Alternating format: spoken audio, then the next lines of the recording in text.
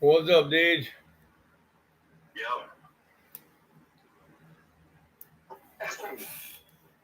How's everything? It's going. Not too bad. That's good. How's the new place? Pretty good. Cool. Pretty good. So, oh, hold on. Wrong page. Wrong page. All right. All right.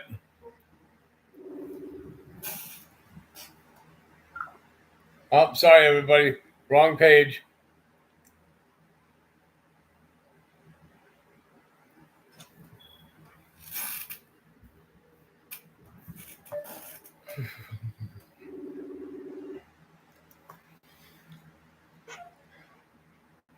Oops.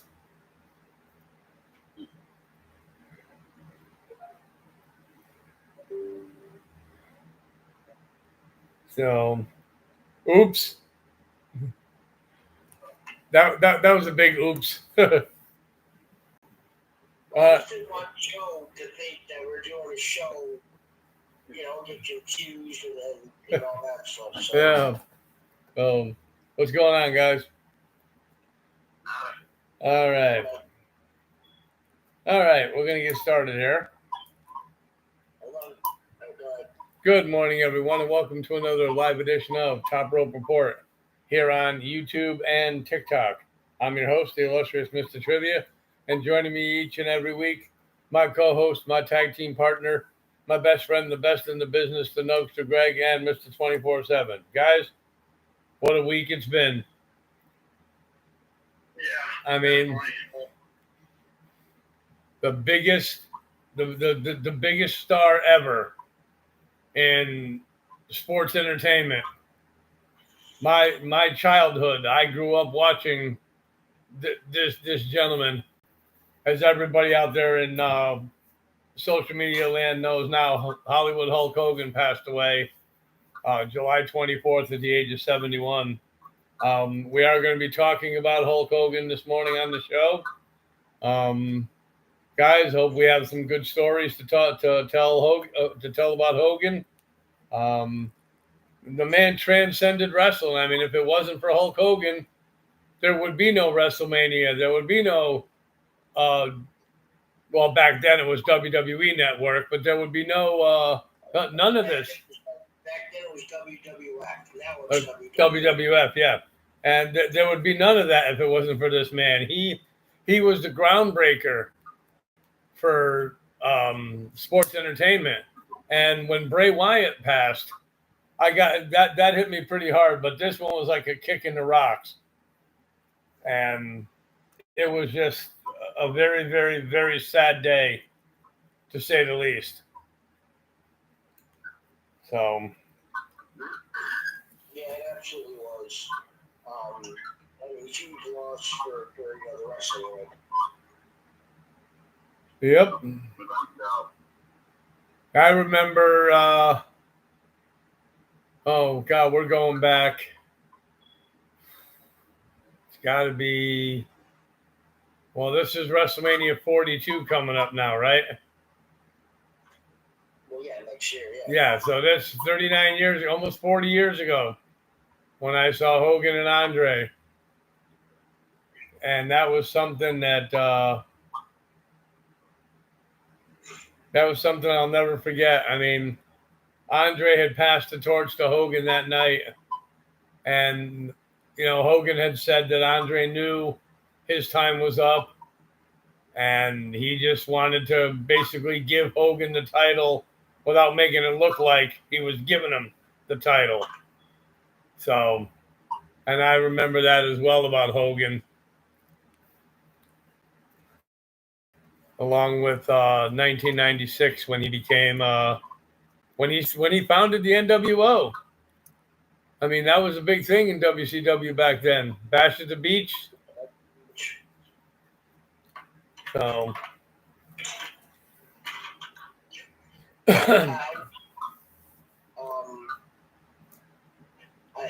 I sit back and obviously everybody's always going to play back to those two things about Hogan. And I wanted to go at it a little differently, just kind of think of some of the most memorable things. I mean, the first one that comes to mind is probably the more recent one. It went icon versus icon, The Rock versus Hogan. And everybody just thought it was going to be the squash match, wash up Hulk Hogan, get in the ring with Rock. And Rock was, that was WrestleMania, X8, 18. I mean, that was Rock in his prime.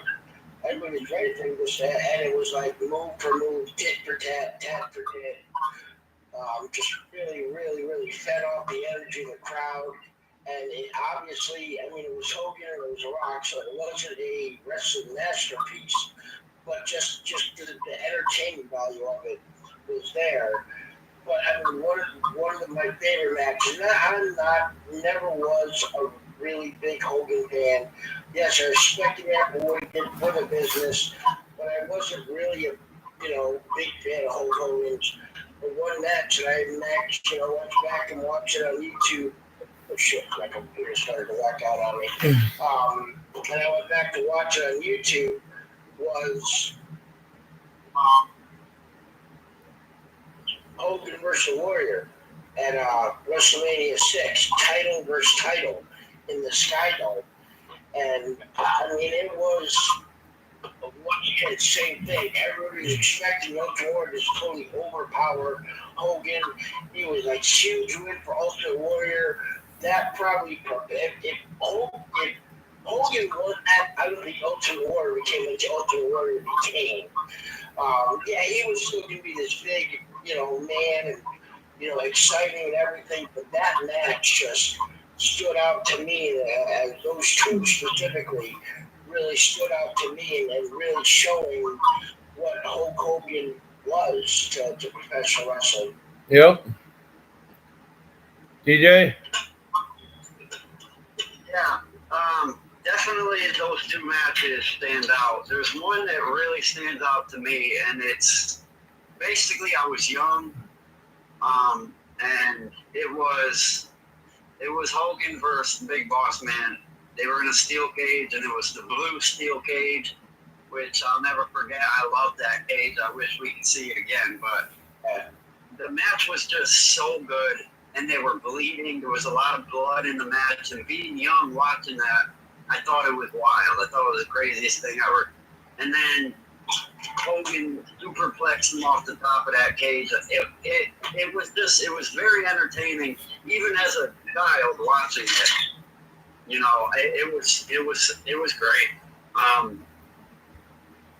The other two that you said I have, the only other one I remember is when he fought Macho Man. Being that they were the Mega Power tag team for a while, they were, best friends, and the storytelling that we got there was so good. Being Macho Man getting jealous, of Hogan and thinking that he wanted Miss Elizabeth and this, that, and the other, and then it all came to a really good match between them.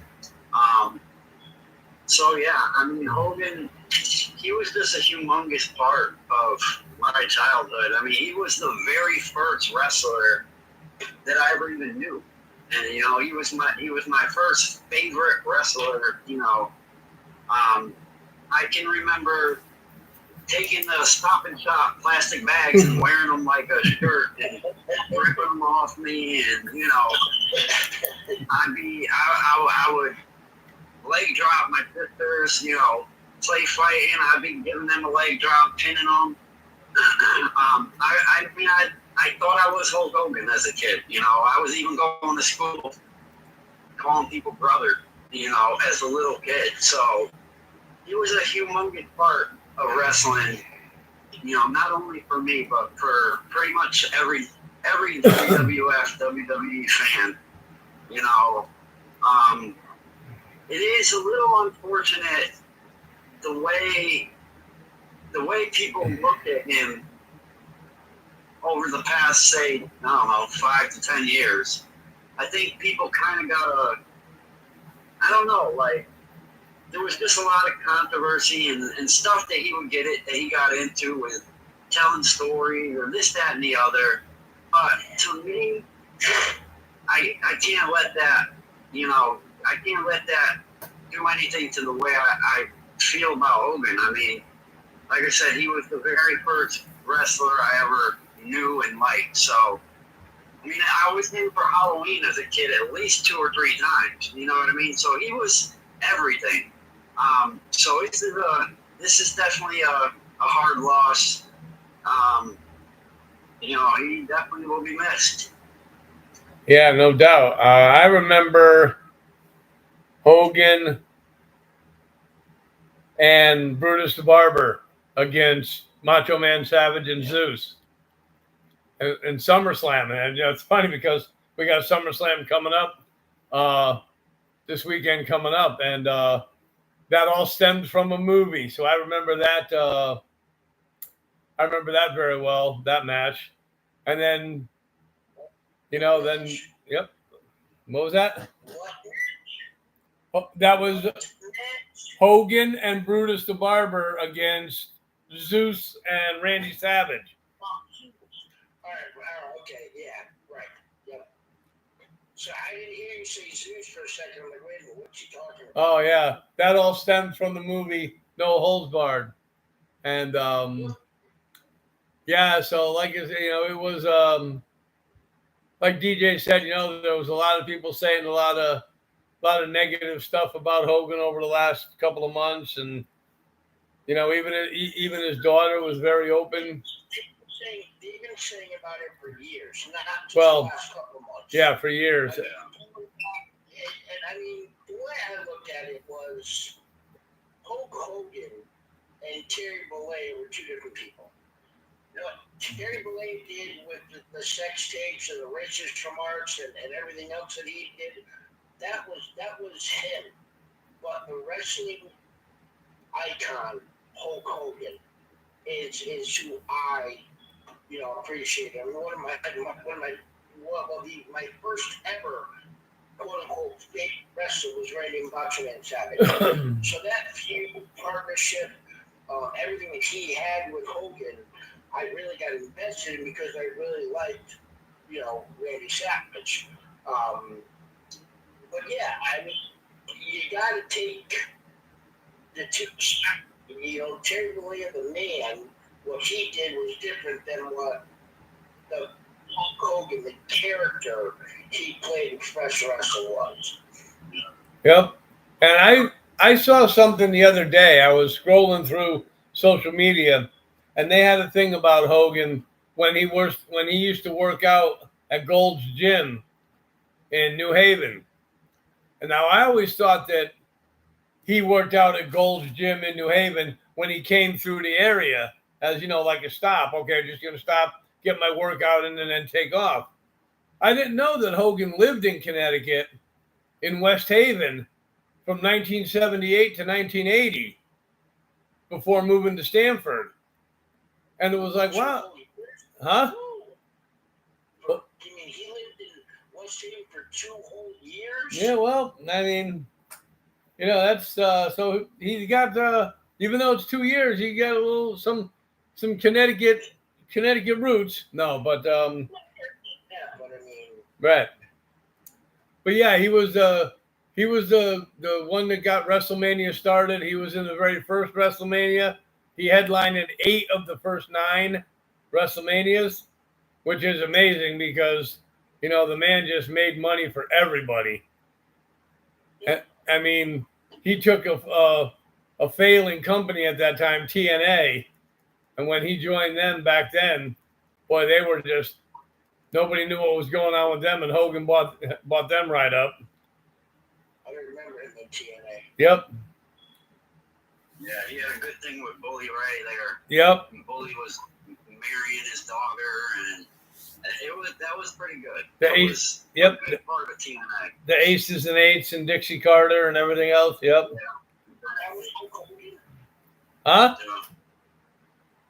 I remember all that. I just don't remember Hulk Hogan being in TNA. Yep. Yeah. But a lot of guys don't realize too, he got the Monday Night War started when he Yeah, when he everybody knows. when he jumped ship. Everybody knows that. That's when the Monday Night Wars really started, was when NWO was formed and people really got invested. Like, oh shit, wait a minute.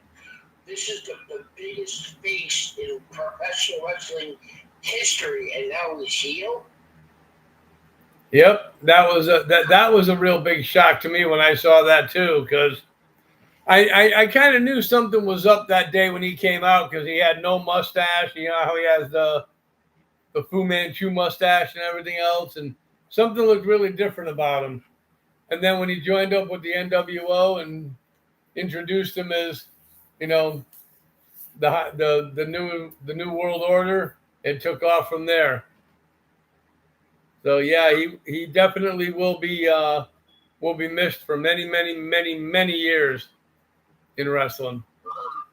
Yeah. So, and he was also guest host, which I thought was funny when they made him guest host of WrestleMania 30, and he forgot what arena he was in. The Superdome or whatever. Yeah, they were in the Superdome, and he said Silverdome, and the thing he got me was he said it twice, and that's when you had the three greatest icons back then in wrestling in the ring at the same time: Hogan, Stone Cold, and The Rock. Yeah. And I also had some information the other day that Stone Cold Steve Austin and Mick Foley were the only two wrestlers in WWE that never faced Hogan. That was amazing. Mick Foley and who? Stone Cold Steve Austin. Well, I mean, there's others, but And it was just a very sad day in wrestling, very sad day in the world, to be honest with you. You know, the day before we lost rock legend Ozzy Osbourne, and yeah, so it was a pretty as everybody was saying before on social media, it was a pretty rough week for Gen X. But nothing hit like Hogan, and it's going to take a lot of people a while to get over it. yeah, and obviously now the big thing is there, you know, I'm sure a lot of people talking about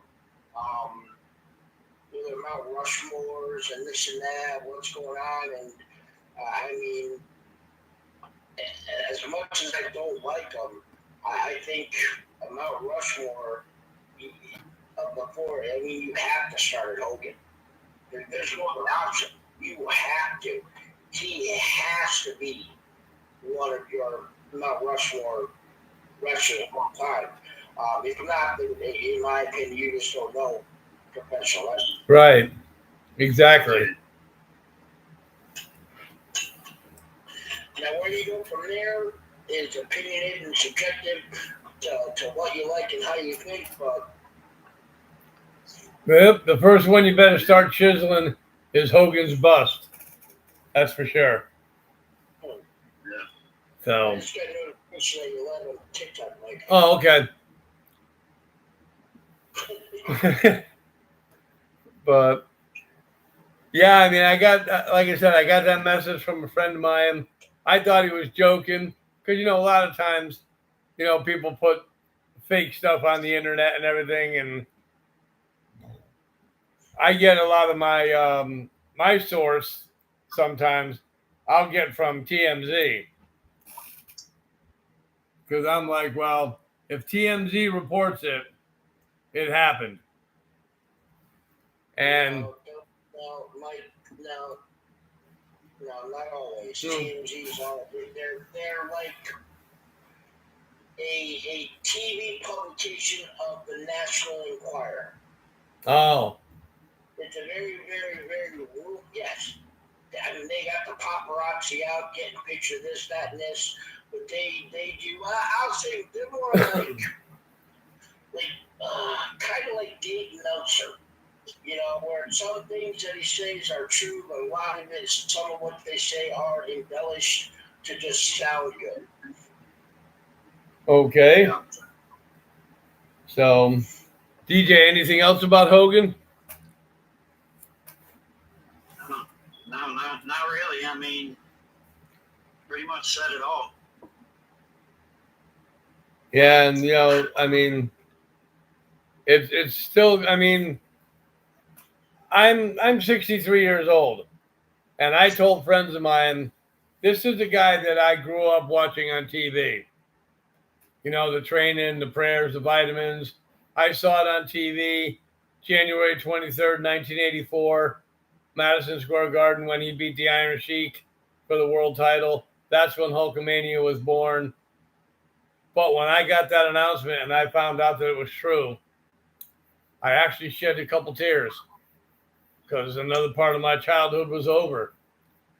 And it's a huge loss to not only sports entertainment, but to the sporting world itself.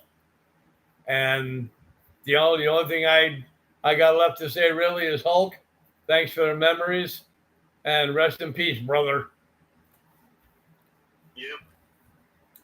So, yeah, so we just had some Friday Night SmackDown we're going to be talking about today. So, if you guys want to get started talking about SmackDown. Sure. All right. So this week's SmackDown came from the Rocket Arena in Cleveland, Ohio. And in true top rope before fashion, we'll be led off with Mr. 24/7 as after they had a very emotional piece for Hulk Hogan. We don't need to talk about that more. Triple H narrated a video that covered select parts of Hogan's life and his career. Most of the roster was on stage. Some, Hall of Famers were there. Some people that I didn't recognize. I guess one was Brian Blair or Brian D. Blair. I don't even know. Yep.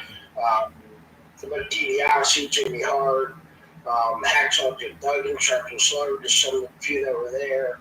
And during 10 Bell Sleep, they showed Jimmy Hart wiping away tears. So after that, we went to a impromptu impulsive TV section with Logan Paul.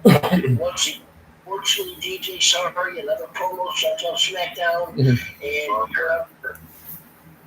all right. Real quick, I thought they did a good job with the the 10 bell salute and the package they did.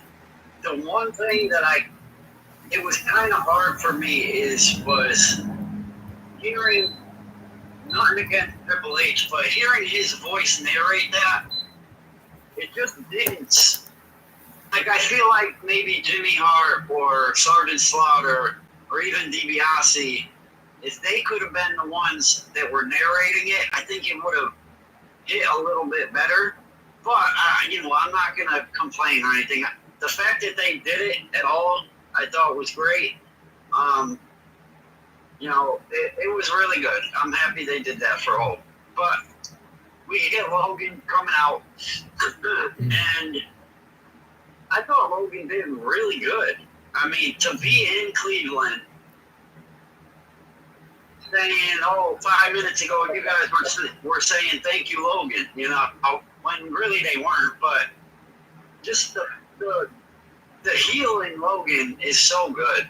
But he's talking shit to the crowd, basically saying that he made the city, and how him and the crowd, they have nothing in common, and basically saying that he's pretty much better than everybody in Cleveland, and da-da-da. So he goes on to say that he's going to bring out the human donut hole, the Kentucky Fried Convict, Deli Roll, and Deli Roll comes out, and basically he's like, Logan knows who his daddy is. Basically, I'm Logan's daddy. And he's like, the only thing Logan inspired is little asshole kids filming themselves being assholes. I thought it was great, man. I think Jelly Roll's doing pretty good, with what he's done so far. I think he's doing okay. But he gets in, and they talked a little bit. He talked a little bit more shit on Logan. Logan talked back. Logan said, basically, shut your mouth, show some respect. And then they went on to talk a little bit about the match, and then Drew jumps in the ring, and he kind of stands there with Logan. Didn't say anything, but Logan's got that, that face on, like, yeah, look who I got, da da da da da. And then Jelly Roll starts smiling, and then he starts singing Randy's song. I'm like, yes, this is awesome. And then Randy comes out, didn't say a word, didn't do nothing, just went right after Drew. They start fighting. I thought Jelly Roll did pretty good, man. He did like a sidewalk slam or whatever you call it. He did to Logan, and I thought it looked really good. You can tell that whatever he's doing at the Performance Center is paying off. Because for someone like Jelly Roll, who obviously doesn't know how to wrestle, I think he's doing okay, and I'm not mad seeing it, like even with Logan, like I was mad when he first came. I'm like, I don't want to see this. He's not a wrestler, and he's doing great now. Like really good. And again with Deli, I love the fact that he was here, but I'm like, this could not be good, but I think he's doing pretty good. All in all, I thought it was all right. I wouldn't mind hearing Randy say something, but hey, that's all good. We got to see him come in and fight. So I will start this off with a B. I'll go B minus. Okay. It wasn't bad, wasn't great. Decent start. True. Yeah, I agree with DJ on certain points. I mean, I think the only thing I'm worried about with this whole thing with Hogan, with Orton and Jelly Roll against Logan Paul and Drew McIntyre, are they actually going to have Orton and Jelly Roll win? Are they actually going to say, "Hey, Logan, you're going to take the pinfall loss to Jelly Roll"? That's the only thing I really don't really want to see. I mean, the promos and everything, the duking it out with each other in the ring, that's actually I don't mind that. I mean, Jelly Roll can actually handle himself, with his fist quite a bit. But it's just, it's okay that they're having this match. I would like to, I hope it's not one of these things that's going to drag out. And if it does, I hope we get a lot of in-ring competition from the wrestlers itself. Not have Jelly Roll in there for 15 or 20 minutes getting beat up by Logan Paul and then ends up tagging Randy Orton. He comes in, drops an RKO, the match is over. But I thought it was a good segment. I'm really not a big Logan Paul fan. So, but I enjoyed seeing Drew McIntyre out there. Him and Randy was going at it. I enjoyed it. I gave it a B+. Okay. Yeah, I am so far off the reservoir from this with you guys. It's not even close. Maybe it was the timing of it. Maybe this is something that they could have waited until next Friday, the go-home show before SummerSlam. I didn't like the timing of it. Yes, it's Cleveland, so Logan Paul's going to be there. And him kind of, seeing that, when the crowd was really cheering, thank you, Logan, when they're really cheering, thank you, Hogan. I thought that was all right, but I mean, the rest of it was just what? Why? Why? And just because it was in Cleveland, they did this. It's not where Logan Paul was born and where he was raised.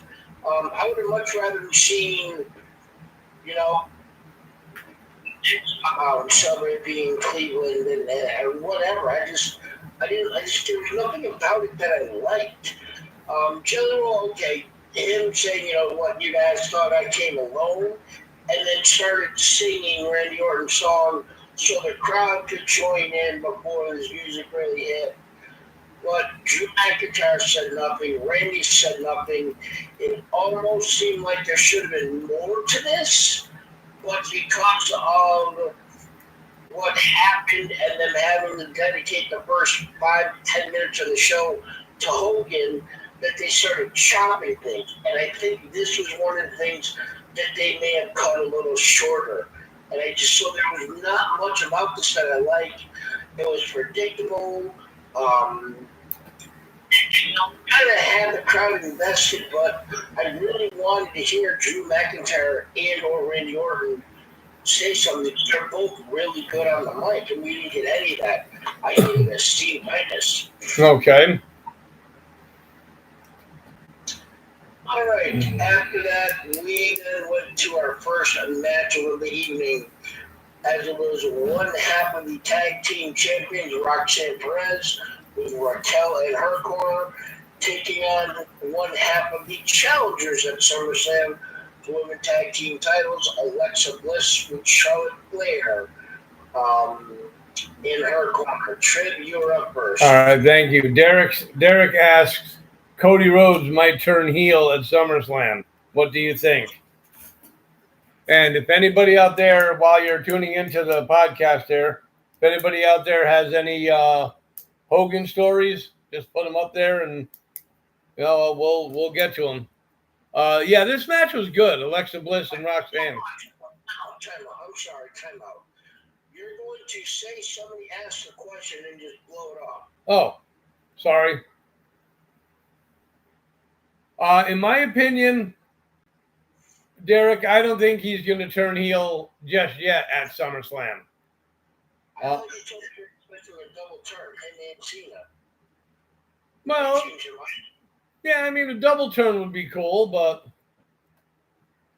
I don't know. We'll have to see. I think he sells way too much merch, and he's way too popular for them to turn heel right now. Yeah, I agree with that too. The only thing I'm thinking is with Cena, like I feel like that's gonna be a big part of getting him back as a babyface is to have Cody turn. I don't know. I feel like they might go that route, but who knows if it's at SummerSlam or not. Okay. Yeah, so. Roxanne Perez. Okay, yeah, Alexa and Roxanne Perez, two little fireballs in that ring, man. Two little spark plugs. They're just going at it. I love to see these two in the ring together. It was Charlotte just looks so out of place. I mean, she came down being the cheerleader type, and I don't know. Maybe it's just because I'm not used to seeing Charlotte like that, either in a tag team match or outside the ring or whatever. But I thought this was a good match. This was one of the matches, the grades I got mixed up with one of the other matches. And it was just an overall good match. You know, I had said to Greg yesterday, when Alexa Bliss, busted up her nose a little bit, she had blood coming out of her nose. I didn't realize where she did it with, what move she did it on. And, Greg had mentioned, well, it was probably on the Twisted Bliss because she, but I didn't expect her to do that outside the ring, which was a surprise. Usually you see her do that inside the ring and then grab a 3 count. That was a pretty impressive move. But Roxanne grabbed the bottom rope with the roll up of death and got the 3 count. I really think we're going to see this title change at SummerSlam. I think it would be cool if it did. I enjoyed the match. I gave it a B. All right, I am up next.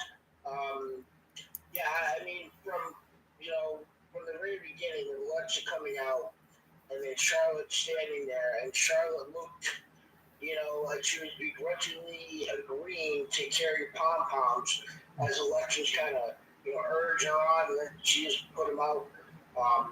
I think one of the big differences I see is Charlotte actually looks like she's enjoying what she's doing. Mm-hmm. She doesn't look like she's miserable and being forced to do things. So I think this pairing of her and Alexa Bliss, two veterans on the roster, together as a team, I think it's really working. Alexa Bliss and Roxanne Perez, putting them in a ring together. I mean, they're two of the smallest women on the roster in the world, 5 feet tall. I think Roxanne might be listed as 5'1". So they're used to fighting bigger opponents, but you can tell they were excited to work with each other. Similar size, and I still think it's kind of seeing Zelina Vega. They're all around the same size, but anytime Roxanne Perez goes off the rope, she ducks down, like bounces off that middle rope, which gives just a little bit more of a being this tiny little person. And there was Raquel Rodriguez, and seeing her be a couple inches taller than Charlotte Flair really is a good reminder of how big she is. And she got tossed by Charlotte over the ring announcer's area. And then after that, Alexa Bliss said she was getting ready to do Twisted Bliss on Roxanne. And that's when Raquel grabbed Charlotte. It looked like Lex was having a little struggle there, kind of turning sideways on the rope, but she wasn't too sure of herself, which is weird because she's on the top rope walking. Then once again, did the Twisted Bliss out there, and then get the roll of death. So last week Charlotte had the roll of death on Raquel. This week, Roxanne had the roll of death on Alexa. I'm saying it really is a 50-50 as to what's going to happen, but I thought it was a good, fast-paced, competitive match to give it a B-. Okay. Mr. Plum. Yeah, it was pretty good. Definitely them two being two of the smallest women on the roster, it worked out, I thought, pretty good because, like you said, we're used to seeing them fighting people who are way bigger than, women who are way bigger than them. It always looks like a mismatch. So to see these two go at it, I thought was pretty good. I thought they both did all right. There was one part where I believe Charlotte, Raquel were out. I don't know if it was them two or if Roxanne was with them, but Alexa did the Twisted Bliss basically onto them. And I think that was toward the end of the match, I believe. But I always like seeing her do that. And I figured if she did it in that spot and not in the ring as part of the actual match, I'm like, dang, she's probably going to lose. But the only thing I can't stand is that we've seen that roll-up again, the roll-up of death, like you said. I can't stand it, man. Let's just finish it, finish and move 1, 2, 3. I always say it, but whatever. I kind of get why they're doing it.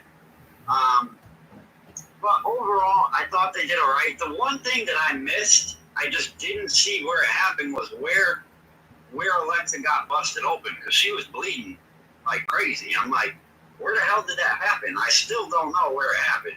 But she got rolled up and Roxanne got the win.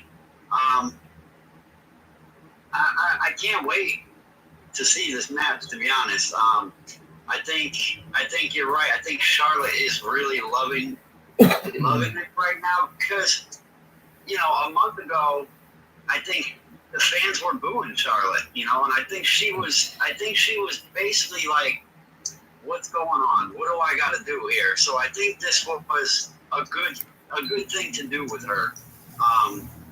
And like I said, she's having fun. You could tell. So I like it, and like I said, I can't wait to see this match, the tag match between them. I think for this one right here, I think a B- is fair. If we could have got a 1, 2, 3, like a finishing move and a regular pin, I might have been able to go B, but I'll go B-. Okay. Yeah, Alexa got her nose popped when she went off the top rope, and Raquel catch her the way that they do, and her nose hit her right in the upper. Oh, okay. All right. Cool. All right. After that, we then went to backstage. Kathy Kelly talking to Chelsea Green. Actually, first Jade Cargill, and then Chelsea Green came up. Started yapping about Jade Cargill. I go first on this one, so to go right on into it. Jade Cargill wound up kicking, kind of trying to beat up Chelsea Green a little bit, and actually literally brought her out to the ring with a referee so they can have a match. And the ref called for the bell, and we now had a matchup. And then we go to a commercial break. Yeah. After it starts, like, what the? Come on, USA. And then when she came back, Jade Cargill was dominating Chelsea Green, as we knew she would. Now a 5% away by Chelsea Green to check out something and get a coffee. Then it came down the ringside, and then with a little distraction, Chelsea Green made a short-lived comeback. Before getting, hit by a Jaded. My Cargill gave her the win. The Secret Herbs then attacked Jade Cargill after the match, and then came out to make the save. We then had a little back and forth where Jade Cargill didn't want to give Tiffany back the title, and a little bit of a war. And I mean, was this a good match? No. Was it a bad match? It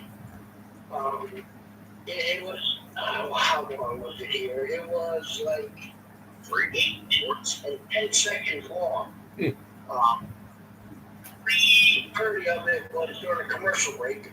So luckily we only got to see about 4.5 minutes of it. The whole thing with down make the scene to me, but anything to get Tiffany on TV I'm fine with.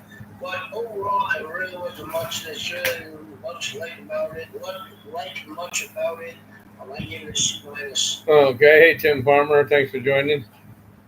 Mr. 24/7. Yeah, to me, it was kind of blah. I think the biggest, like them going to the commercial right off the bat, and I mean, we pretty much missed most of the match. So that kind of was just like, oh, all right. And then, what we did see was basically just Dave being Dave. Chelsea got some offense in, but not much, unless she did during the break. But with what we've seen, I just was like, blah. I mean, it was okay. I didn't see like any bots or anything, like anything that stood out like that. So, I mean, I guess that's the plus there. Especially being that it was Jade in there, you kind of usually see some look a little weird or off. So I thought it was, she did okay. Jade did, Chelsea went to do her finish. Jade kind of just countered it and did her finish. I will say that we did get to see a finishing move in a 1, 2, 3. So I am happy with that. But then Secret Herbert coming in, doing her thing. Tiffany Stratton coming out, getting the tape, and it was weird too, because like Tiffany and Dave were wearing pretty much the same thing. You know, it was like, oh, okay, they definitely thought before the match, you know. But Jade picked up the title. She actually dipped it and wore it on her shoulder. I'm like, God, she's getting a little close with the title over there. And then kind of didn't want to give it back. So I think, honestly, that last little bit with Tiffany and Jade was probably the best part of this whole thing. The only thing that I can't stop thinking about is they better not make Jade win. They better not have Jade beat Tiffany Stratton. You know, it better not happen. And I can see it happening. But anyway, I mean, for what this was, it was okay. I gotta knock it being that most of it was done during the commercial. I think C- is fair. I'll go C-. All righty. Yeah, thank you. Yeah, I didn't like this match at all. The best, like DJ said and Greg said, you know, the best part about it was when Tiffany came out, which surprised me because it's like, why is Tiffany coming out to save Jade Cargill? They're going at it at SummerSlam. But yeah, I didn't care too much for this match. It was too basically it was. I think it was too predictable. You knew Chelsea wasn't going to win, but I really don't think they're going to put the title on Jade Cargill. If anything, in my opinion, I really think when push comes to shove, they're going to have Jade Cargill take the title from Naomi because she. Jade Cargill over the Raw too. What's that? They're gonna move Jade Cargill over to Raw. Possibly, don't know. I mean, probably won't happen, but I think it would be. I think it would be more interesting because she has history with Naomi, more history than she does with Tiffany Stratton. But yeah, like I said, I was surprised to see Tiffany come out. They took care of the Secret Service when they got out there, and she was holding on to the belt, looking at it like, this is mine. You ain't getting it back until, and she ended up giving it to her anyway. But yeah, I think they could have done a little bit better on this. I gave it a D. Okay. After did you guys read Cody Rhodes? I did. Yeah, I did. After that, we then had Cody Rhodes coming to the ring talking about his upcoming match with John Cena. That's for 24/7. You're up. All right. So yeah, we get Cody coming out. And basically he started off by thanking Hulk Hogan and, you know, kind of giving a couple words on him. And then went right into his match with Cena at SummerSlam. And basically, you know, he was talking like he wants, you don't want to wrestle this version of John Cena. He wants to wrestle the John Cena who wears the title correctly, the Cena who, you know, runs down to the ring and the hustle and the loyalty and basically he wants to fight the babyface John Cena, you know, the real John Cena. And I agree. That's what I kind of want to see too. But you know, he goes on to say how basically, you know, if I'm gonna be the best, I gotta kind of beat the best type. I think he said it in other words, but that's basically where he was going with it. You know, he's like, I need to beat. He's a generational superstar. You know, I need to beat the best. So, he's like, and we can beat the respect out of each other. Is how he said it. So, I was actually okay with this. You know, I kind of lately here or for a while now, I'm kind of just can't stand when Cody comes out for a promo. Not against him or anything, but I just kind of can't stand it anymore. But I like this. You know, I didn't mind it. It wasn't real long. He kind of came out. He got to the point, and I was okay with it all. I think I got B minus. To B minus is just kind of where I'm going with this show. You know, it wasn't bad. It wasn't bad, but wasn't great. I'll go B minus here. Okay, trivia. Yeah, I agree with everything DJ said. I mean, you know, he came out, got right to the point, wants to wrestle the John Cena with the hustle, loyalty, respect, with the running down the ring and the belt the right way and the whole 9 yards. Yeah, I basically agree with that. He got right to the point. The promo wasn't overly long. It just made for something that I really didn't mind listening to. It would have been cooler though if Cena had come out, but I was pretty happy with him not coming out. And it makes me look forward to this match even more. Now it's going to be a street fight. So I gave it a B. Yeah, I mean, John Cena's only got 16 more appearances left, or maybe it's 15.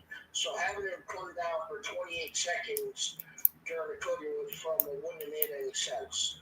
But yeah, I mean, guys, this is another one of those where, you know what, we're planning the show all week. And then Hogan dies, so we've got to pivot. And there was something missing from this. I didn't get everything I needed from this. Yes, I mean, Rhodes acknowledging that Hogan's legacy was complicated, was kind of surprising.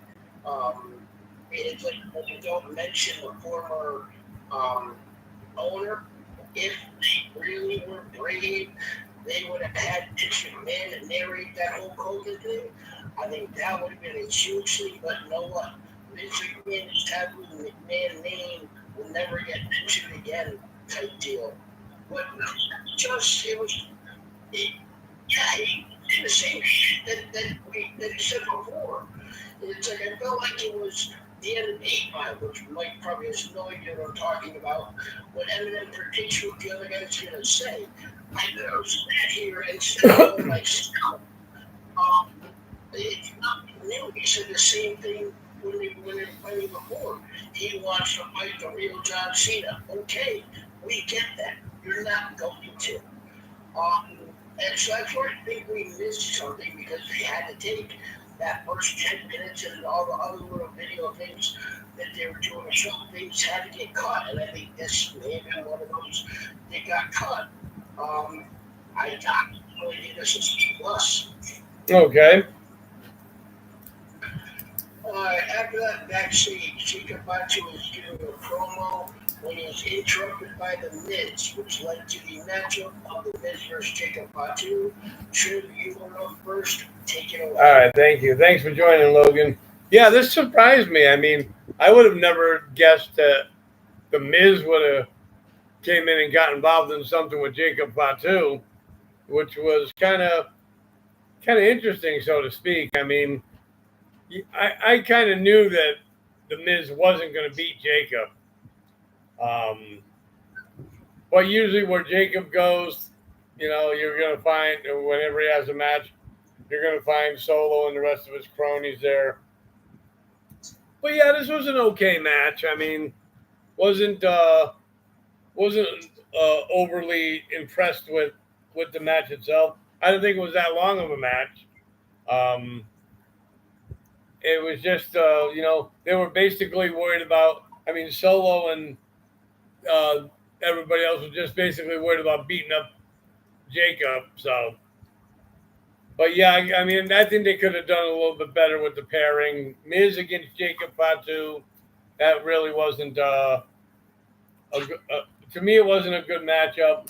But I'm amazed how when they meet backstage and they talk and they're like, well, you know, let me go talk to Nick Aldis about getting a match. And then all of a sudden they're going from backstage to the ring area and the guys are already in the ring getting ready to fight. It's like, okay, that was quick. But yeah, I thought it could have been better. I gave it a C+. Okay, I am up next. So it started with Jacob Fatu giving a promo and then the Miz cutting him off. And then, I mean, Cartoon got that little bit of a beard, and the Miz got one nice smack. Yeah. About to his face. So right then and there, it's like, okay, all right. Earlier in the evening, I don't know if you guys noticed, when Kathy Taylor was talking to Jay Cardinal and Chelsea Green, you noticed in the background there was a group of individuals. It was the editing social and what looked like to be the Miz back there talking with him, way off in the distance. So I know that this was a setup for that. What this was, I mean, I don't know. The crowd was happy to see the Miz, but they were also cheering for Jacob Fatu, as I think every arena does. But it wasn't that great. I mean, this was one of the better performances we've seen from Jacob.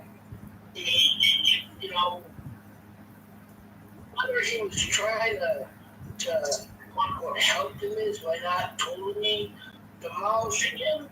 I don't know, but I know then looks here, we had the rest Solo and his crew come down.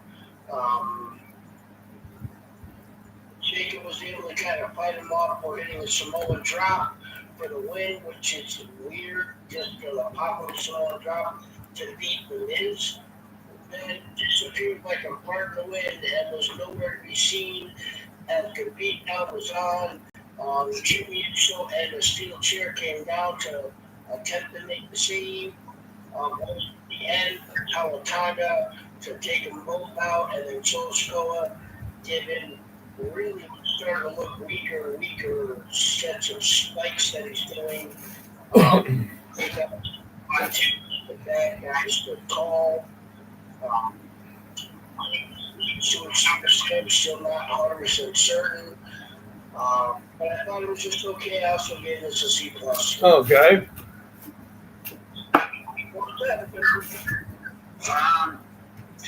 It was all right. I mean, backstage, you know, when the Miz came up, he said, basically, you know, Jacob Fatu he said, you putting me on the shelf for the last 6 weeks helped me figure out who I am. And then he freaking smacked him. You're right, man. That was a smack and a half. And Jacob took it, you know, and we kind of figured he would. He took it, smiled, and was like, you know, let's get it on right now. Come on, let's go. And, you know, Miz kind of started off the way he usually does, where he's kind of being a chicken, you know, that chicken shit heel where he's kind of trying to get away and not, you know, blah, blah, blah. But I thought Miz did okay. You know, we haven't seen him in a while.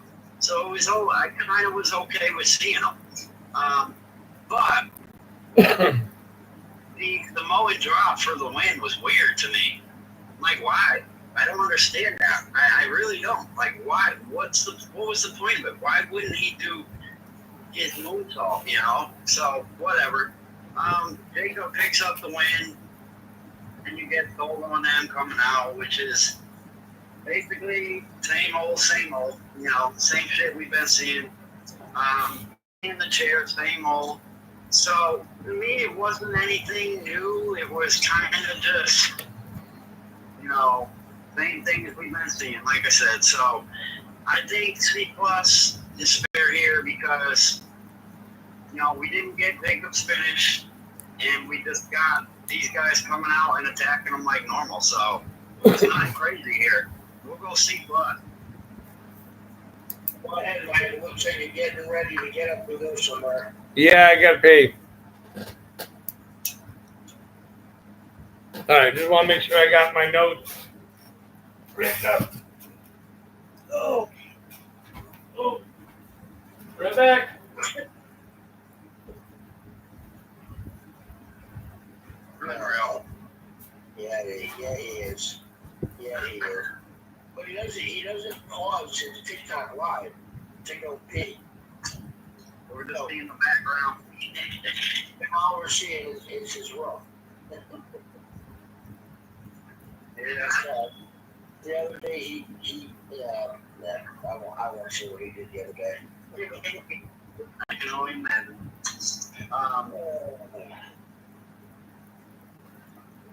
Yeah, so Joe says he's great with doing the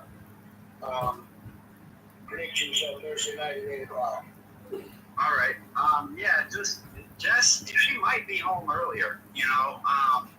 It's one of the things where she's got to wait on other people to finish their stuff before she can finish her stuff. So, I mean, it's possible she's home, 7:30, but whatever, 8 o'clock's fine. That's good with us.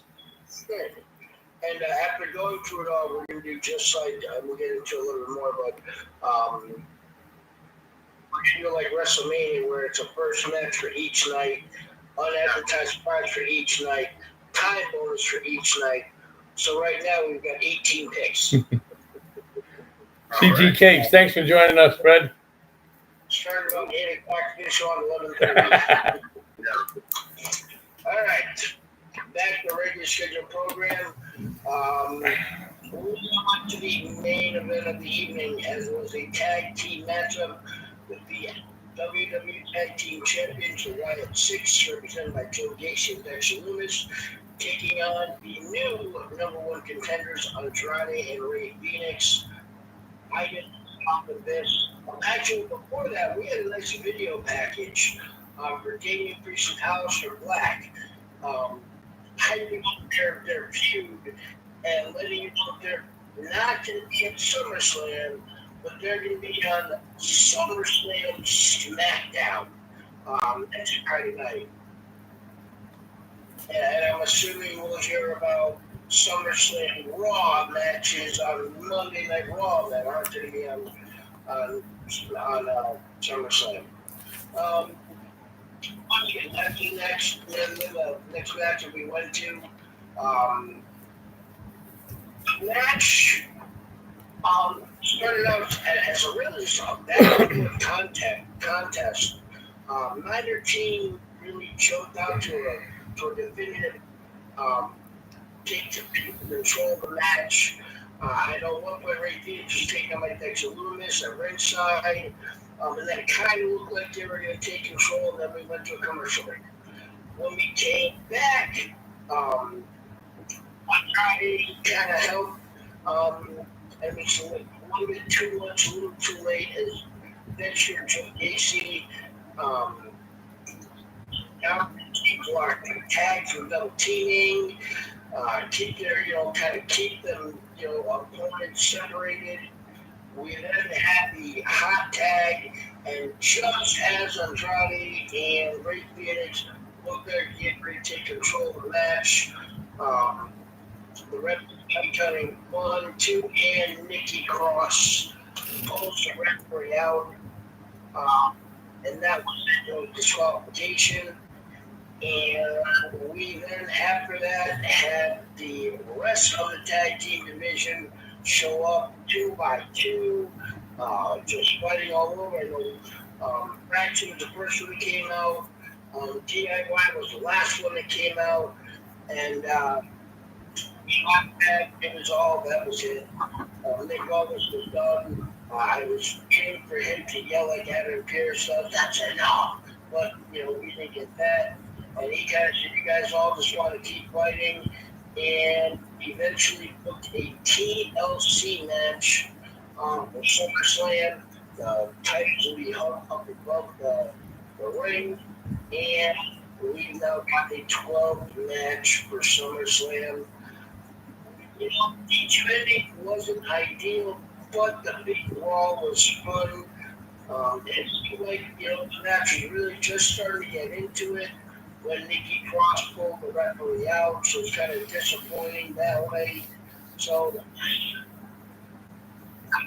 get this match a B-.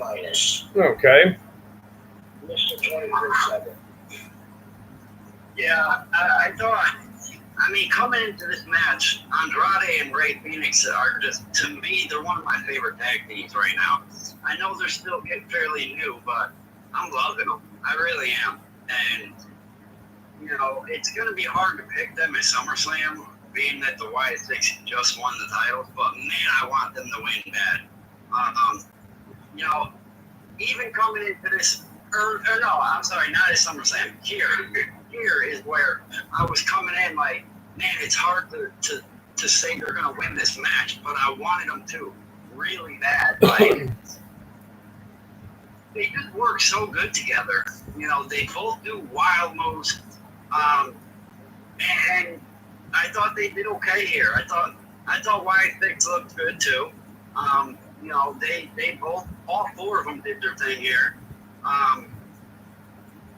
You know, the only thing that I kind of, again, didn't like was basically that they couldn't like commit to, they couldn't give us a regular finish. Like, I'm okay with Nikki Cross doing that only because we don't get to see much of Nikki Cross anymore. You know, we see her when they come out, but we're just seeing her. That's really it. So I was kind of okay with her kind of doing what she did, getting involved a little bit.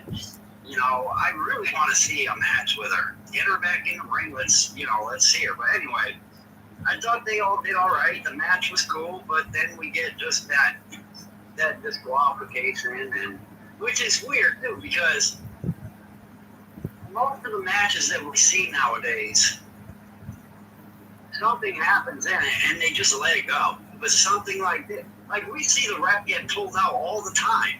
They never disqualify him. But here it was a disqualification. Okay. But yeah, then they all brawl again, which we kind of been seeing, not a lot, but we kind of been seeing that lately where they're all fighting each other. So I was kind of into it like, oh, here we go again, blah, blah, blah. But then when Nick Aldis said we're going to have a TLC match, I got pumped up because, one, we haven't seen a TLC match in a while. Two, I always like to see the title or titles hanging, and you gotta go get them. I'm loving that. So, and with the teams that are in this, we're gonna see some crazy stuff here. These ladders are gonna get used. They're all gonna, the table, they're gonna go crazy here. This is gonna be a good match. So I'm happy with all that. It kind of made up for the ending for me. But like I said, Andrade and Ray Phoenix, I'm loving them right now. They all did okay. I think B-. I'll go B- here. Okay, so yeah. Okay, yeah. I mean, I enjoyed this match. Like I said, I agree with DJ. We don't get a chance to see Nikki Cross a lot, so that was interesting to see her get involved. But yeah, I mean, the ending of the match was the best part of this. I mean, when they were all coming in the ring and beating the hell out of each other, and then Nick Aldis makes the TLC match for SummerSlam. And I even told Greg, I said, you know, that's going to hurt me seeing some of those guys take the falls that they're going to take. But it's going to be a really, really good match. You got to keep your head on a swivel with those guys because, you know, you got Fraxium, you got Andrade and Ray Phoenix, you got Motor City Machine Guns, DIY.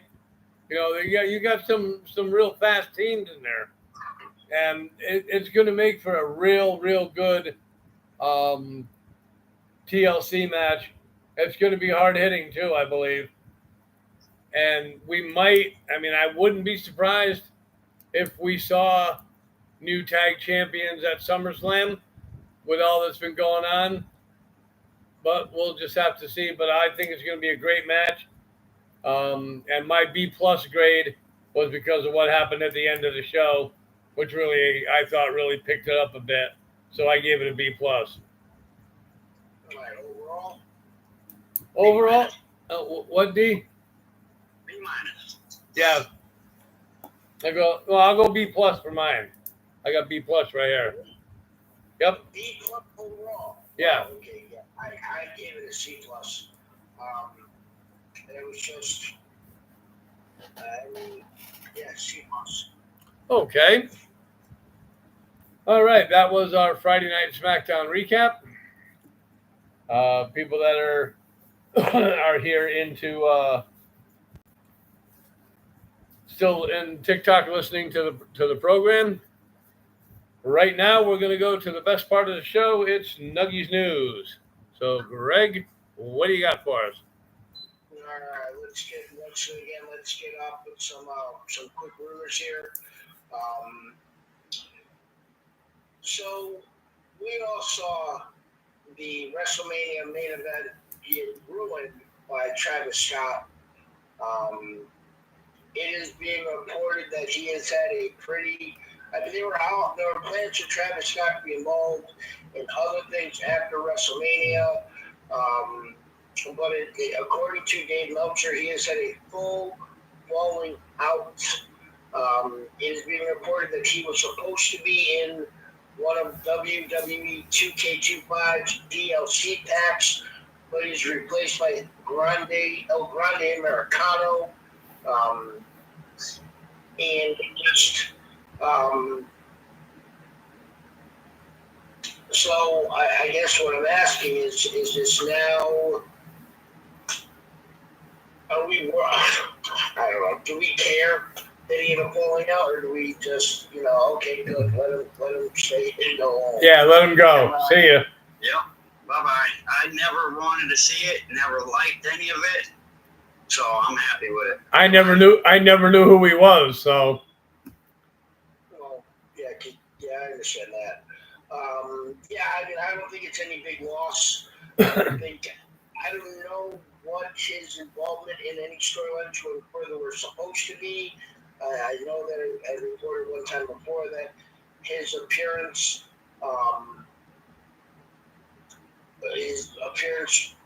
where he came out and attacked John Cena.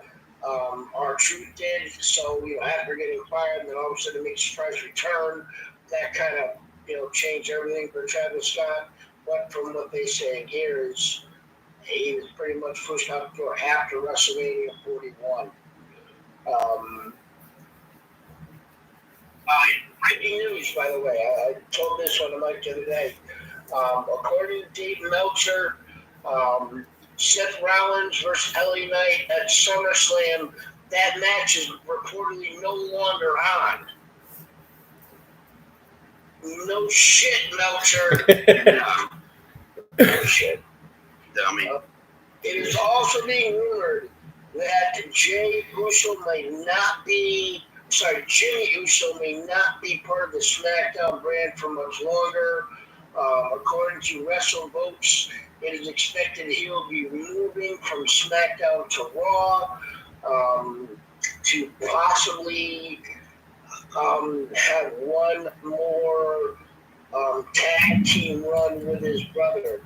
Guys, do you like or not like this? Oh, I like it. Yeah, I'm all right with it. Definitely. I am definitely good with it. I don't know that I'm good with it. Because Jay has done so good on his own as a singles competitor. I almost feel like forming a tag team with his brother is going to bring him like a couple steps down. No? Yep. I mean, yeah, maybe. Yep. But I feel like they're not really doing much with him at the moment. They kind of did. I feel like he hit his peak, and now they're kind of like, I don't want him to get lost in the shuffle. You know what I mean? So I'm all right with it. Okay. All right, so we're going to buy ourselves some rumors here. So first rumor was, and I know I talked to Mike about this, the original plans for Charlotte Flair was to have a singles match against Alexa Bliss at SummerSlam, but due to the overwhelming positive reaction they got from fans, they decided to put them as a tag team. Guys, we buying or selling a chance claimed due to the chance claimed? Plan change. Okay. Due to the crowd reaction of Charlotte Flair. Yeah, I'm buying it. Yeah, me too. Buying it. Yeah, I mean, sometimes WWE Universe, sometimes we do know what we want, and that's apparently what we want is the pairing of Charlotte Flair and Alexa, not a feud between Charlotte Flair and Alexa. The next one is the tag team matchup. Roman Reigns and Jey Uso versus Braun Breaker and Bronson Reed.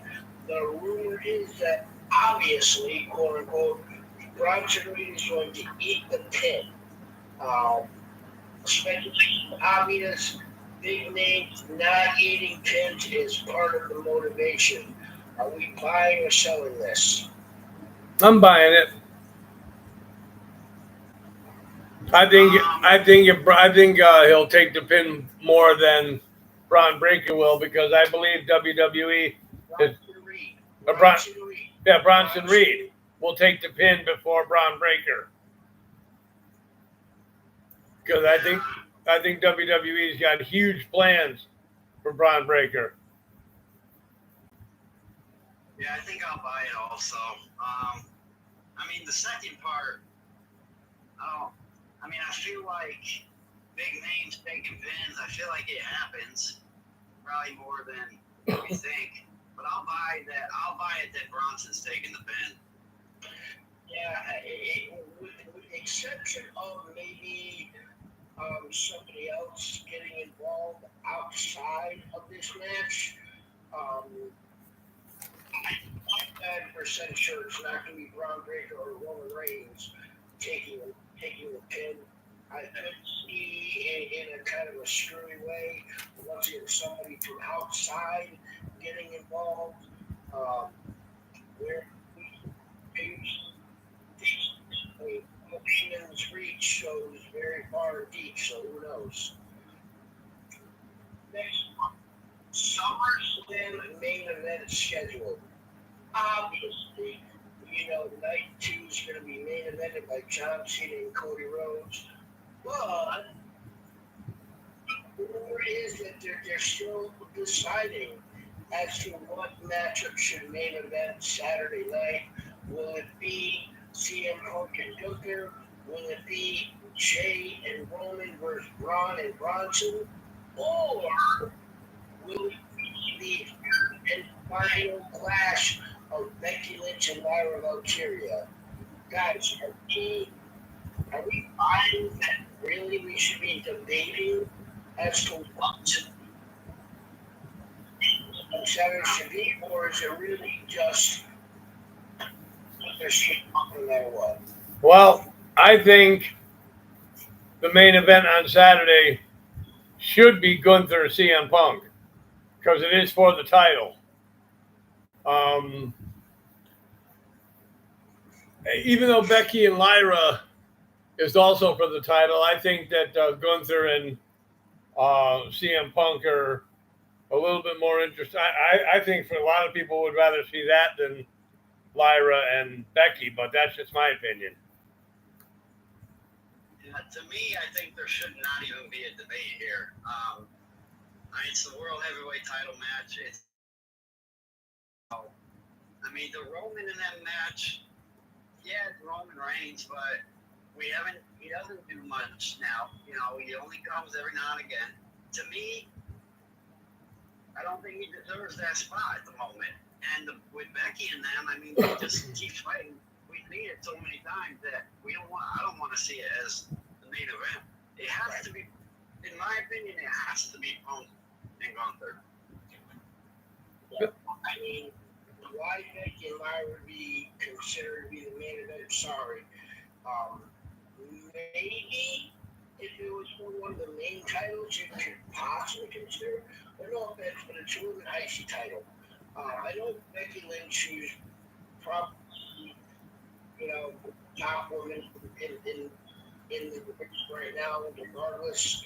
The only other option, if it's not Cody and CM Punk, is the tag team. And that's only because of the 3 of the 4 names that are in it with Paul Heyman. But I think it has to be Gunther and CM Punk. Okay.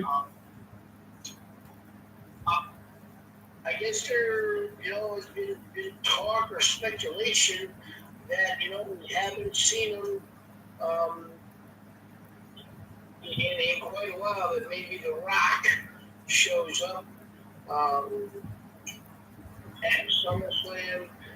It is being reported by BodySlam.net that The Rock isn't due back anytime, quote unquote, in the near future.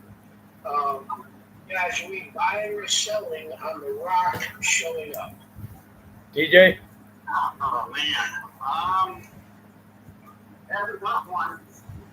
I think I'm gonna buy it just because we haven't seen him in so long. I ain't gonna believe he's back until he's back. So yeah, I don't believe he comes back. Yeah, I'm buying it as well. All right, I'm gonna sell it only because I can see them having a slow build to either John Cena's last match or next year's WrestleMania. Depending how the outcome happens, just picture John Cena losing to Cody Rhodes. Him being dejected in the ring that he lost, and then all of a sudden The Rock's music comes on. He comes down, starts verbally berating John Cena, and kind of takes him, quote unquote, takes him out.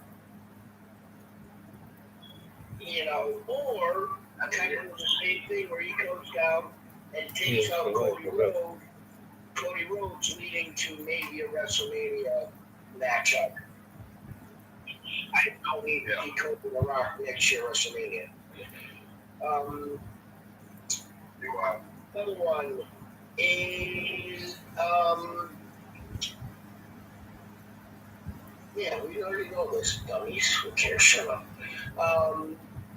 So the last buy or sell rumor, fans have certainly noticed the recent push of Stephanie McCare. According to WrestleVotes, there are character upgrades on the way for McCare, especially that interview spotlight she had with Stephanie McMahon.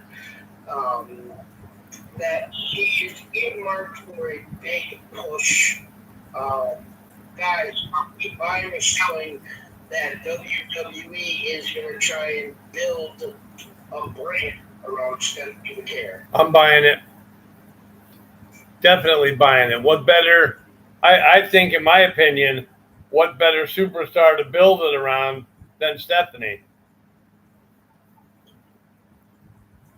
Yeah, I'm buying it too. I kind of feel like they already started doing it, but yeah, I'll buy it. Yeah, easily. I mean, I think right now the only thing preventing her from being at the top is her little language barrier. Yep. Something we totally forgot to mention in SmackDown, Julia now has her little purple and eye candy piece in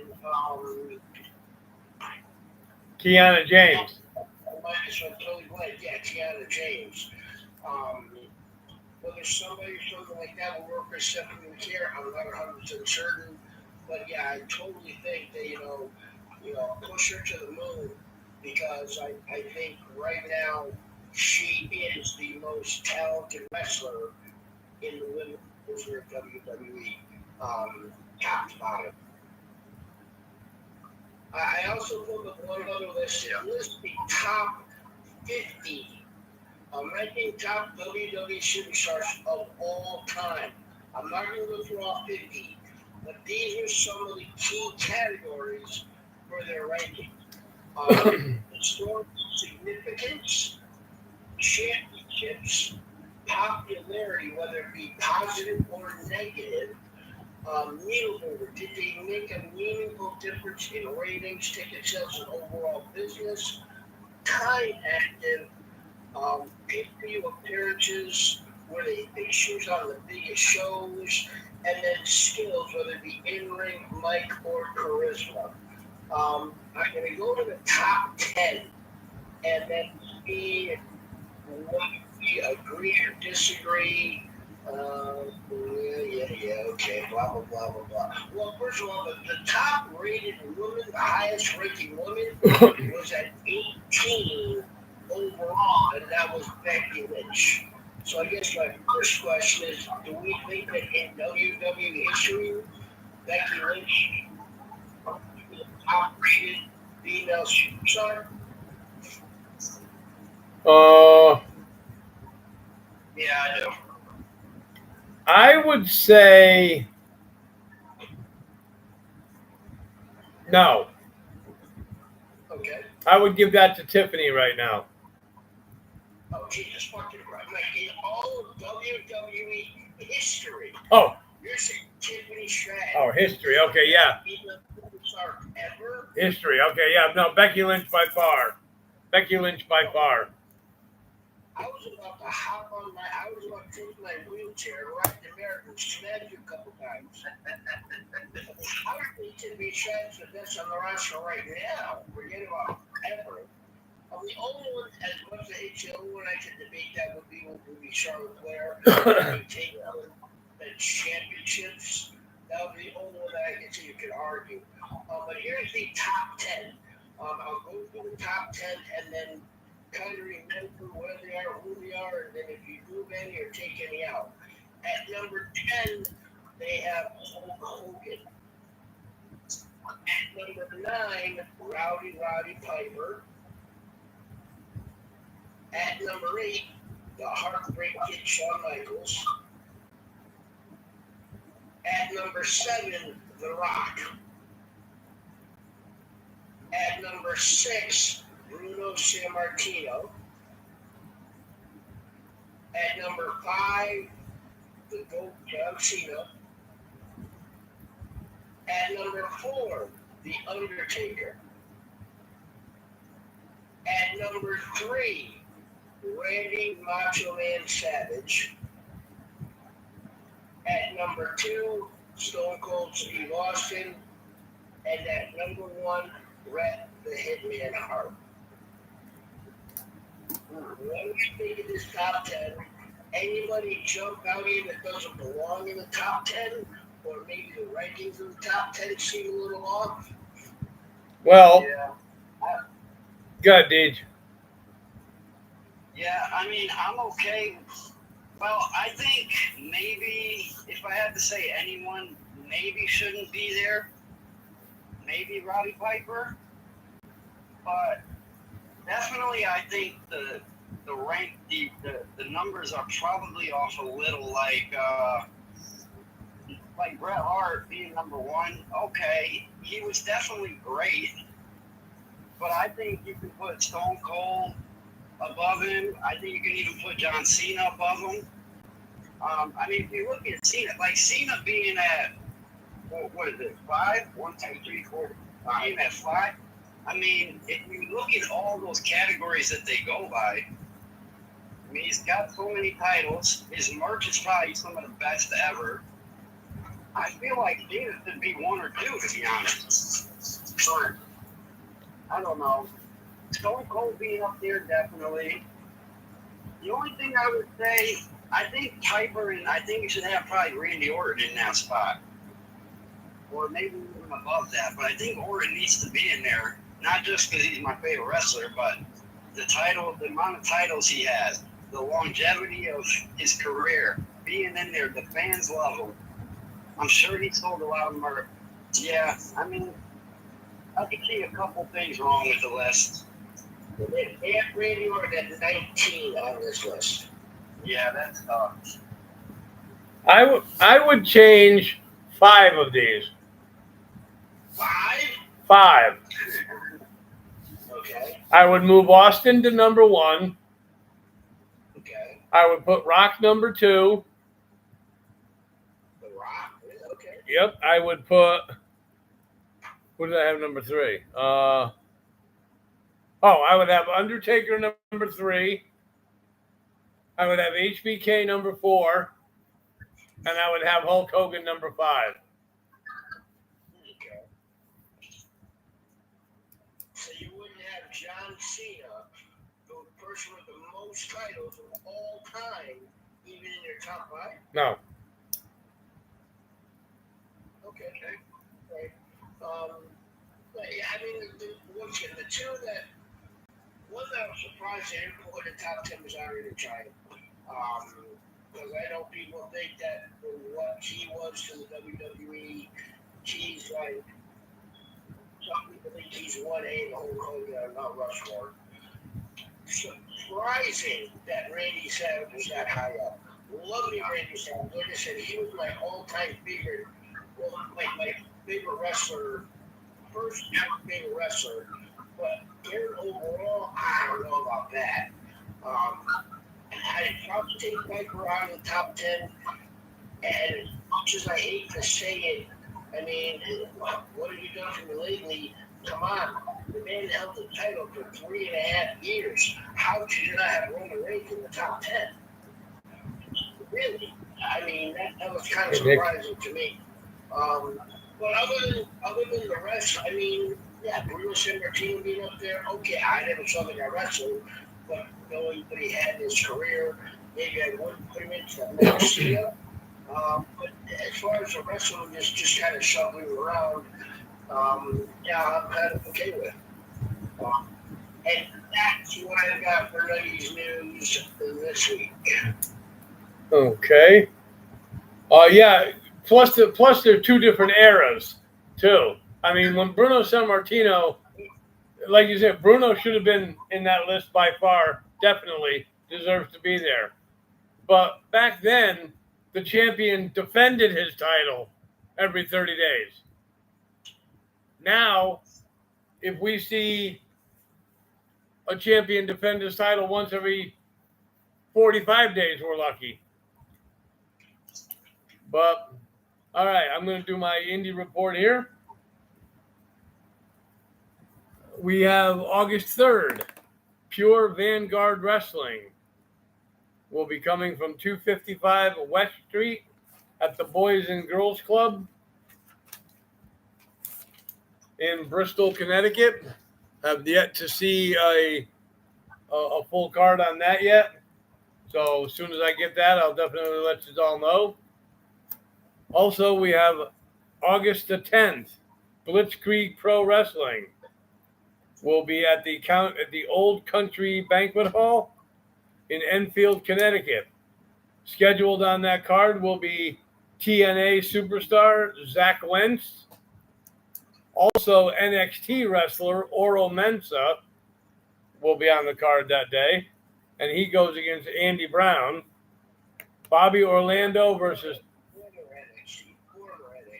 former NXT. Isn't that what I said? Former? Oh, all right. Sorry.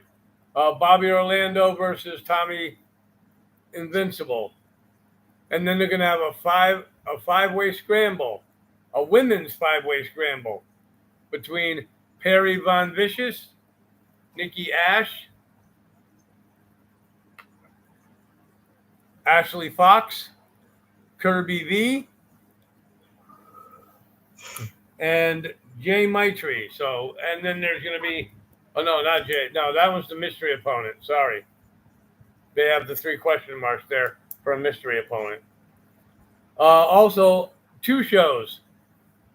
August 9th, Tetsu Pro Wrestling will be at the Bikers. We'll be doing a Bikers Against Animal Cruelty show in Guilford, Connecticut.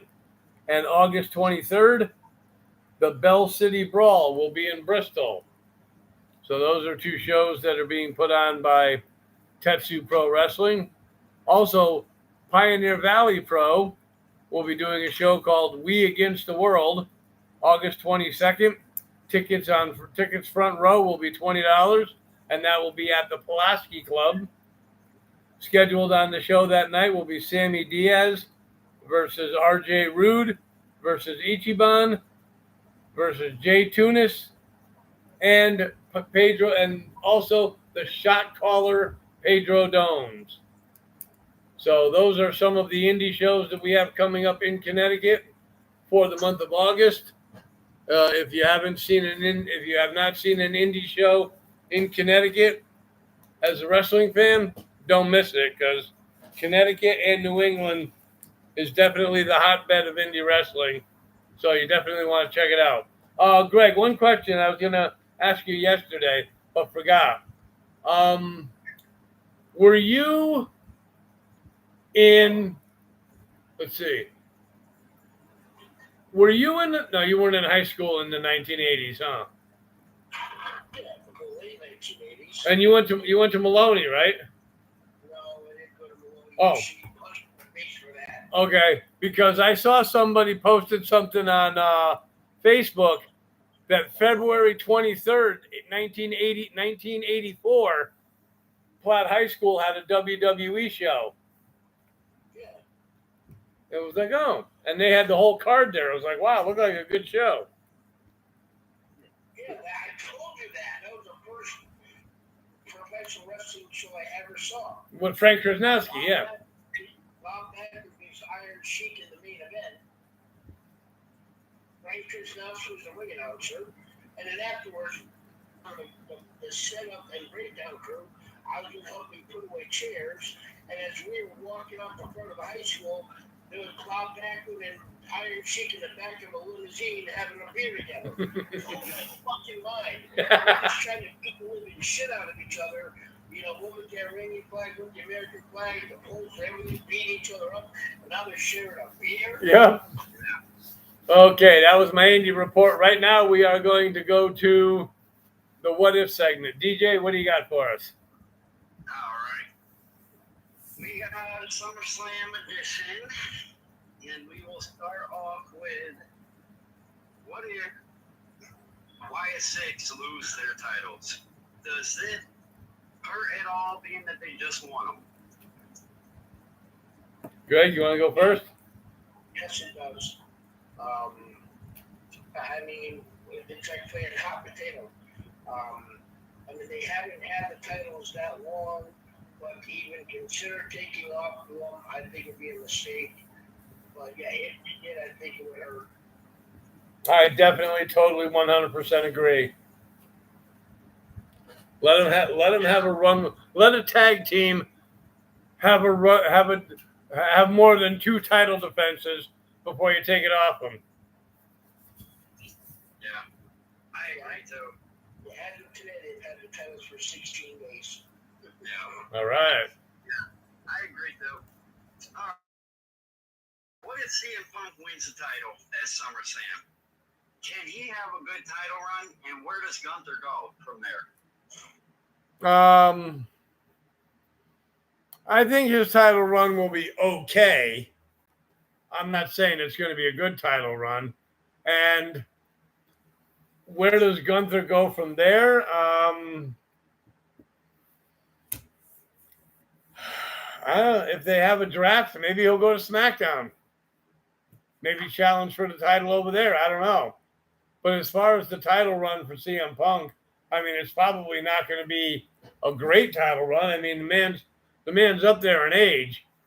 But it might be okay. I mean, it'd be something to watch for a bit, and that would be it. If CM Punk wins the title, I think his run is going to last as long as Seth Rollins is injured. And I don't see him having a year-long reign. But right now, I mean, if CM Punk wins, and obviously see Seth Rollins being injured, maybe Paul Heyman sixth, send the dog, Braun Breaker after him, we get a feud like that. So I think it could be okay. And they don't, as champions, they don't, as Mike just stated, they don't fight that often. So yeah, I mean, he could do, a defense at down in Perth and Australia, and then that's it. What other title defenses you got to have before Royal Rumble? But for both, I think if he loses, I think that's the best option is send him over to SmackDown for some new opponents and challenges. Yep. Yeah, I agree too. I mean, I feel like Punk could have a decent run, I think he needs to have one. Well, not necessarily needs to, but I think him coming back to the WWE, I think he's got to have at least one. And yeah, I mean, Gunther, you're going to have to send him over. That's a good call. All right, so what if Jade beats Tiffany at SummerSlam? Does it hurt Tiff at all, or did she have a good enough run as champ that this loss won't really do anything? If she loses, to make sure my garbage can is close to me, she'll probably vomit. If Jade Cargill beats Tiffany. I mean, right now she's the longest running champion in WWE. She's held her title for 205 days. So all good things must come to an end. I think that it might be Jade Cargill. I'd rather would it have been Nia Jax, to be honest with you. If anyone was going to take the title off of her. But it's hard to. I mean, WWE, even though it's not Vince McMahon, WWE, they love themselves, these big people. And I'm scared that they're going to take the title. But I think with her fanfare, if Tiffany loses to Jade Cargill, I think Tiffany has to go back to being a heel. And I think that would be the start of it. Yeah, I definitely. Yep, I definitely agree with you, Greg. Do I think she's ready to lose the title? You said what? 210 days? 205 days. 205 days. That is quite impressive. Do I see her losing the title right away? No. But I don't think it'll hurt her that much. Yeah, I mean, I agree that it probably won't hurt that much. The only thing that in my opinion, why it would hurt a little bit is because of who beats her in Jade. That'd be it. All right. So what if Naomi loses the title at SummerSlam? Would that make this whole Money in the Bank win and cash in just a big waste of time? No. Because if she loses at SummerSlam, she's losing to one of, well, there's triple threat.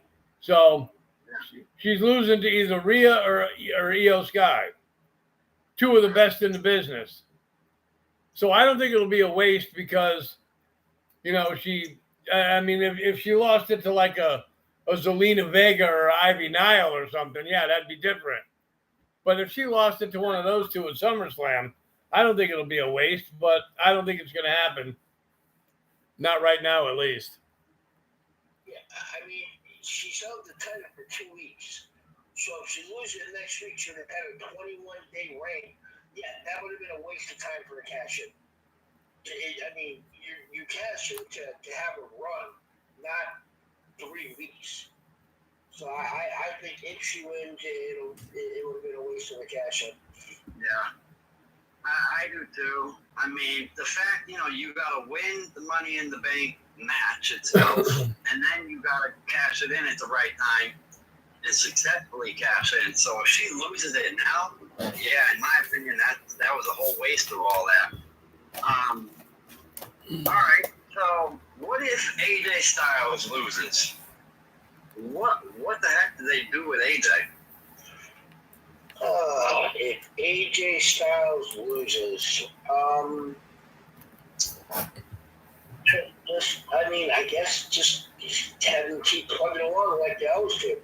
AJ Styles is AJ Styles at this point. If he loses, I'm gonna assume it's gonna not be cleanly. JD McDonough, Finn Balor, always outside the ring. Potentially leading to another match or at least a feud with Dominic or maybe others in the Judgment Day.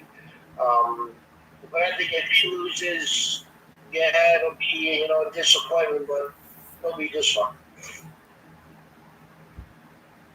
Yeah, I mean, he's coming up to the end of his contract, isn't he, Greg? Or did he re-sign? He signed a 1-year contract. Okay, so I mean, no, I don't think it'll. I mean, I don't see him losing to Dom, but I think he'll I agree with Greg. I think he'll keep on going. You know, maybe try and get into maybe another mid card title feud with somebody. I don't know. Again, Yeah, I'm looking at maybe a Finn Balor, AJ Styles feud. I think that would be something that I would get into. Yeah, definitely. Yeah, and I mean, just looking at it, I feel like he has to win here. But he's AJ Styles, like you said. I feel like plugging along is the right call. All right, what if Lyra beats Becky and gets this IC title back again? Will fans be upset that this happens, being that she already had it and she had it for a while? no, I think the fans will love it. Okay. I really do. It wouldn't make sense. I mean, it kind of doesn't make sense for them to keep playing like hot potato. Surprised that this isn't Becky versus Bayley. But they did put Lyra over Bayley in that match to qualify to get this, but it's no DQ, no countouts. Last chance for Lyra. So yeah, I mean, I think the crowd likes Lyra a lot, but they hate Becky more than they like Lyra. Okay. So I don't think it makes sense that Lyra wins, but I think the crowd would still be behind her if she did. Yeah, I agree with that too. I mean, I think just a title change in general, I think the crowd's going to be happy. No matter what title or who it is. But I think you're right. I think they like Lyra so much right now that's probably the only reason why she's even in this match over Bayley is because they like her so much. All right, so what if Solo beats Jacob? Does being that Solo already just beat him and he beats him again, does it hurt Jacob, or do they just keep going and they'll keep fighting Solo and Jacob and we'll keep seeing the same thing and he'll eventually win it back?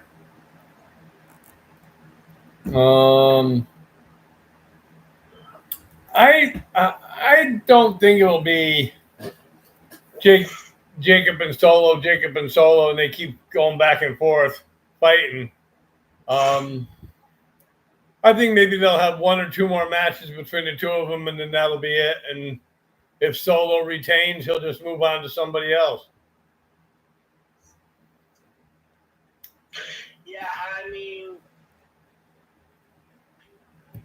I think it's going to be. I don't think this is the last we're going to see in Solo versus Jacob, regardless of who wins, because of what's going to be outside. Once again, I mean, I assume that Jimmy Uso's going to be there, but still, it's still, 5-on-2. But I don't know who I think is going to win this match. But if so, okay. If Jacob wins, okay, because we're going to see, I think it's, a series of matches between the two. Yeah. Me too. All right, two more. What if Cena and Cody do the double turn at SummerSlam? Could it work? And do fans want a heel Cody? And do we want the Cena back as a babyface? Greg, what do you think? Oh, no, you're going to let me go first this time. Okay. Yeah, I mean, cheer for Cena, whether he's a heel or whether he's a face. I think that's been proven. I mean, you like to boo him, but yet they still cheer his name. He still gets loud, cheers when he comes out. And I don't. If you asked me this question a week ago, I would have said, "Nah, fans don't want to see Cody Rhodes." I mean, I want to see Cody Rhodes heel page. I don't think that would even be in the back of their mind, but with the passing of Hulk Hogan and seeing how well Hulk Hogan transitioned from a face to a heel, I think more people might be thinking about than you think. So I think they'd be okay with it. Might take a little bit getting used to, but I think they'd be okay with it. Yeah, I agree as well. I mean, John Cena gets cheered whether he's a face or a heel. Probably the same thing with Cody. But yeah, I think it'll be the similar situation like Hogan. All right, yeah. I think with an instantaneous heel turn for Cody Rhodes would be if The Rock were to show up and then at the end find out that he was working with Cody Rhodes this whole time to prove that John Cena wasn't the GOAT. I would turn him heel instantaneously. Yeah. Well, being that you said that, that goes into the last one. What if The Rock returns at SummerSlam? Would he have to come back into this Cody and Cena thing? Or would there be any other storyline or any other guy that he can actually come back into? I think it would be the Cody Cena storyline. He's the one that started it. Yeah. So maybe he'll try and do something to either continue it or maybe put an end to it. We'll see. Gotcha. Yeah, it has to be that. Yeah. Yep. Yeah, I couldn't. The only reason why I even asked that is because I seen something about maybe trying to get back into the whole Roman Reigns and them thing, but nah, it has to be the Cena and Cody thing. But we'll see. We'll see if it happens. But yeah, that's what I got. Alrighty. Thank you, DJ. Yeah, like Greg said, this Thursday we will be doing our prediction show, our SummerSlam 2-night prediction show. If you guys tune in to watch the show on Sunday, because it's going to be such a long show, we might still be doing it. But Greg, there's 12 matches now, correct? Yes, sir. And I believe all the title matches are on the same night, or no? Okay. No. So they've announced matches for night 1 and night 2, and then one match is still yet to be determined. So on night 1, we have the tag team matchup of Randy Orton and Jelly Roll versus Drew McIntyre. We have the singles matchup of Sami Zayn versus Karrion Kross. We have the tag team matchup of Roman Reigns and Jey Uso versus Braun Breaker and Bronson Reed. The women's tag team championship match, the champions Raquel Rodriguez and Roxanne Perez of the Judgment Day taking on Charlotte Flair and Alexa Bliss. We have the WWE Women's Championship match, Tiffany Stratton defending against Jade Cargill. And then we have the World Heavyweight Championship, Gunther defending against CM Punk. So there's 8 title matches night 1. Night 2, as of right now, all 5 matches are championship matches. We have Naomi defending her Women's World Championship in a triple threat match with Rhea Ripley and Io Sky. Becky Lynch defending her Women's Intercontinental Championship against Lashley in a no disqualification, no countout, last chance match. If Becky Lynch wins, Lyra Valkyrie no longer challenge for the title as long as Becky Lynch is the champion. So Samoa in a steel cage defending the United States Championship match against Jacob Fatu. Dominic Mysterio defending his Intercontinental Championship against AJ Styles. And then we have a street fight for the undisputed WWE Championship, John Cena against Cody Rhodes. Then we have one other championship match that's yet to be determined as to when it's going to be. It's a six-pack challenge, TLC match, WWE Tag Team Championships, as it's Lewis and Joe Gacy of the Wyatt Six defending against Johnny Gargano, Tommaso Ciampa of DIY, Axiom and Ethan Frazier of Fraxium, Alex and Christian of the Motor City Machine Guns, Angelo Dawkins and Montez Ford against the Street Profits, and other tag team of Andrade and Ray Phoenix. Okay. Listening to those two nights and the matches that are on those two nights, which night you guys think is going to be better? Whatever night they put the TLC match on. Whatever what? I think so. Whatever night they put the TLC match on. Oh, yeah. Well, I figured the TLC match will be on Sunday. This way you can even them out 6 and 6. Well, all depends on how much time they're going to be giving the matches. Right. So, but yeah, SummerSlam this Saturday coming up. The very first two-night event for SummerSlam. And it will be from MetLife Stadium in East Rutherford, New Jersey. So that should be a really good card. And like I said, we're going to have our prediction show this Saturday at 8 o'clock. We will be here on TikTok with our picks. So hopefully that'll all go well and everybody can join in and see who we pick. So anything else, guys? No, that's what I can think of. All righty. Well, I want to thank everybody for tuning in on TikTok. Once again, rest in peace, Hulk Hogan. You will be missed.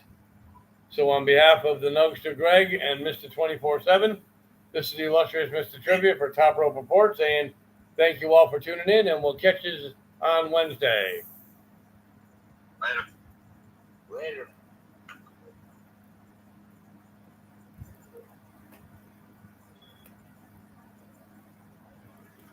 Now I got to go charge my tablet because my tablet's only at 23% right now. So I got to go charge that.